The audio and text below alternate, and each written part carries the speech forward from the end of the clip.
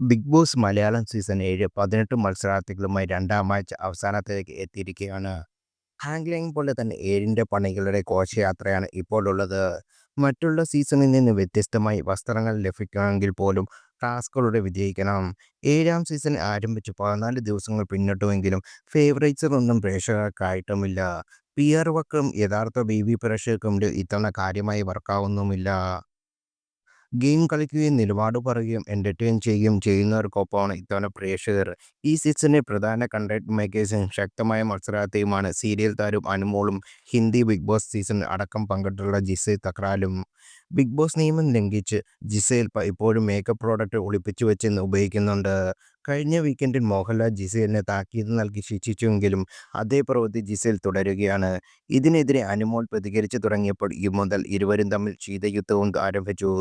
കഴിഞ്ഞ ദിവസം ജിസേലിന്റെ അനുവാദമില്ലാതെ 2 തവണ അനുമോൾ ജിസേലിന്റെ ബാഗും വസ്ത്രങ്ങളും പരിശോധിക്കുക കൂടി ചെയ്തതോടെ പ്രശ്നം വഷളായി.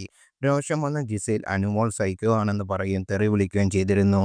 ഹൗസിൽ ഭൂരിഭാഗം സ്ത്രീ മത്സരാർത്ഥികളും ആണെങ്കിൽ കൂടിയും ജിസേലിനാണ് ഹൗസിൽ ഏറ്റവും പിന്തുണ കൂടുതലുള്ളത്.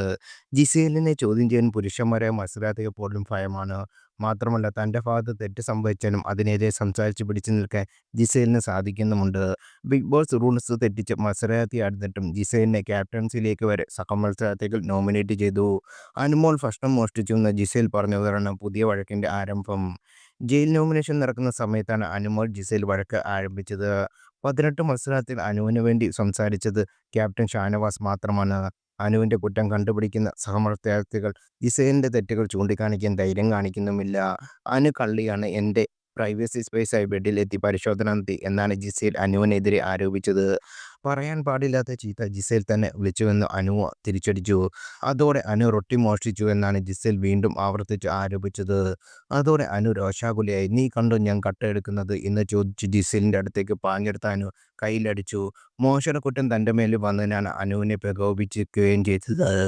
ദേഷ്യവും സങ്കടം അടക്കാൻ കഴിയാത്ത ആയതോടെ അനുമോൾ അലറിക്കരഞ്ഞത് നിലവിളിയുമായി.